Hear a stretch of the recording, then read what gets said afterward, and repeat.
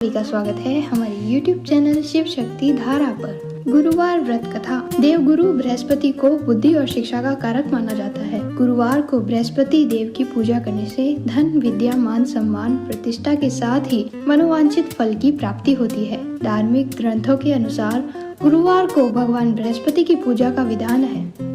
गुरुवार के दिन व्रत और कथा सुनने से घर परिवार में सुख समृद्धि बनी रहती है। कथा के अनुसार प्राचीन काल की बात है।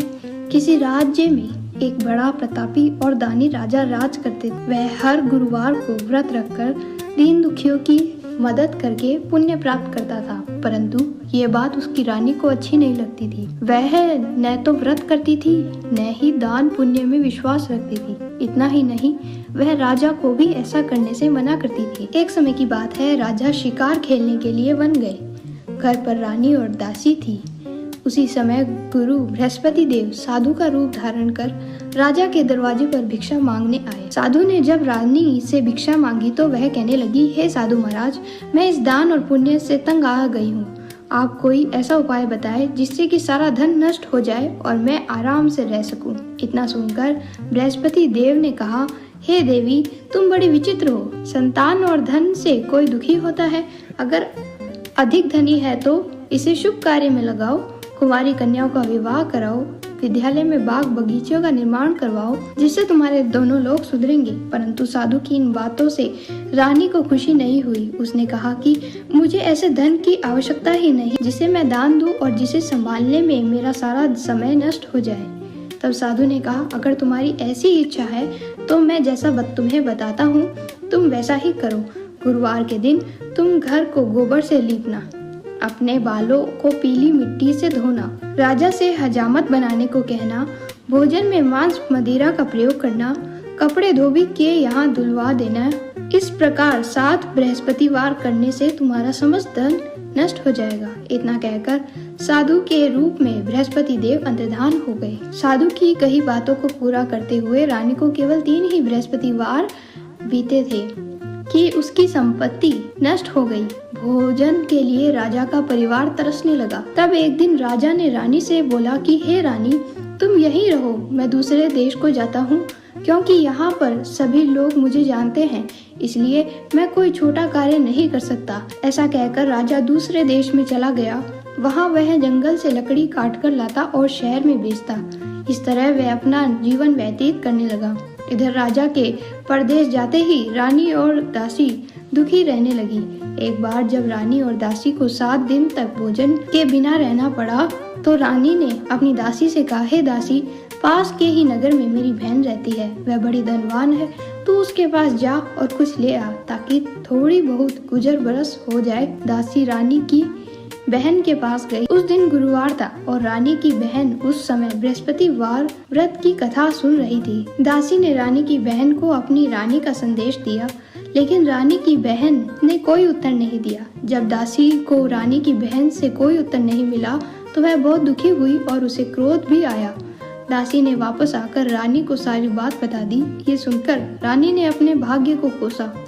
उधर रानी की बहन ने सोचा कि मेरी बहन की दासी, परंतु मैं उससे नहीं बोली, इससे वह बहुत दुखी हुई होगी। कथा सुनकर और पूजा समाप्त करके वह अपनी बहन के घर आई और कहने लगी, हे बहन, मैं बृहस्पतिवार का व्रत कर रही थी, तुम्हारी दासी मेरे घर आई थी, परंतु जब तक कथा होती तब तक न तो उठते हैं और न ही बोलते हैं, इसलिए मैं नहीं बोली। बताओ दासी क्यों आई थी? रानी बोली, बहन, तुमसे क्या छुपाऊं, हमारे घर में खाने तक को अनाज नहीं है। ऐसा कहकर रानी की आंखें भर आई। उसने दासी समेत पिछले 7 दिनों से भूखे रहने की पूरी बात अपनी बहन को बता दी। रानी की बहन बोली, देखो बहन, भगवान बृहस्पति देव सबकी मनोकामनाओं को पूर्ण करते हैं। देखो, शायद तुम्हारे घर में भी अनाज रखा हो। पहले तो रानी को विश्वास नहीं हुआ, फिर वह बहन के आग्रह करने पर उसने अपनी दासी को अंदर भेजा तो उसे सचमुच अनाज से भरा एक घड़ा मिल गया। ये देखकर दासी को बड़ी हैरानी हुई। दासी रानी से कहने लगी, हे रानी, जब हमको भोजन नहीं मिलता तो हम व्रत ही तो करते हैं, इसलिए क्यों न इनसे व्रत और कथा की विधि पूछ ली जाए ताकि हम भी व्रत कर सके। तब रानी ने अपनी बहन से बृहस्पतिवार व्रत के बारे में पूछा।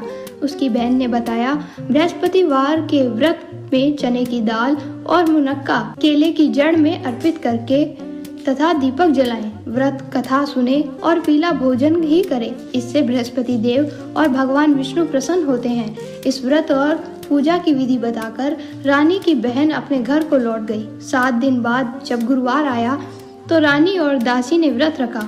वह घुड़साल में जाकर चना और गुड़ लेकर आई, फिर उससे केले की जड़ तथा विष्णु भगवान की पूजा की। अब पीला भोजन की चिंता को लेकर दोनों बहुत दुखी हुई। चूंकि उन्होंने व्रत कर रखा था, इसलिए बृहस्पति देव उनसे प्रसन्न थे।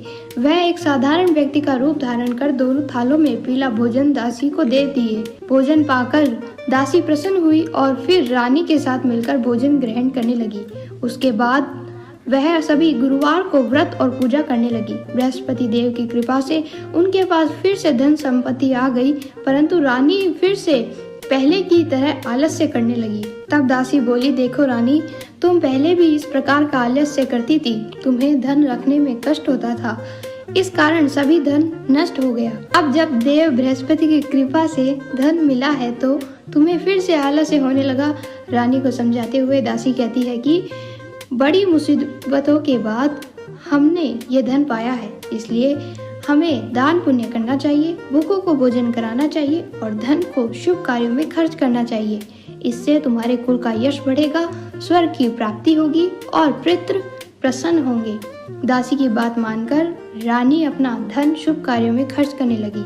इससे पूरे नगर में उसका यश बढ़ने लगा। इस प्रकार जो कोई भी बृहस्पति देव की कथा को सुनता है, उसके सभी मनोवांछित फल की प्राप्ति होती है। साथ ही साथ उसके घर में धन संपत्ति सुख समृद्धि बनी रहती है।